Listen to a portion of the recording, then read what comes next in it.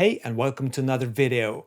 This is the old floppy drive for my Casio FZ-10M, the module version of the Casio FZ-1 from 1987. And these samplers, they had HD floppy drives in them. And that meant that you could use HD floppies, and they cost a small fortune back in 1987, let me tell you. But it also meant you could store a lot of data, a lot of samples on those floppies. All is relative for the time.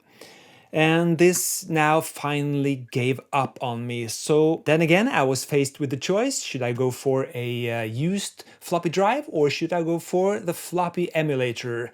And well, I think it's necessary evil, but I went for a floppy emulator. And Cpmagnetic Media, check the video description for links. They always deliver the best products for floppy emulators in your old gear. I have lots of floppy emulators from them in some of my other gear. You can check out videos on that as well. But Chris, he delivered fast and efficient as always. And this is how it went. So let's get to it. There's a lot of screws on old gear, and some manufacturers are worse than others. And so beneath PCBs and buried deep below, you find the old floppy drive. And this has to come out to make room for the new floppy emulator drive. And this is truly a plug-and-play solution for your FZ-1 or FZ-10M or 20M. You use the same flat cable and power cable from the old floppy drive over to the new floppy emulator drive.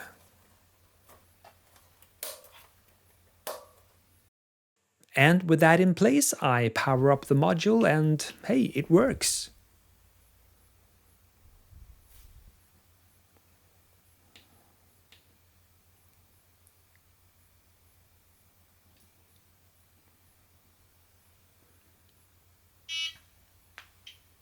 And like all floppy emulators of this type, it emulates the time it takes to load a real floppy. So it won't be any faster. I've sped this up here a little. The supplied USB stick comes preloaded with a lot of patches for the FZ-1, among them the factory samples.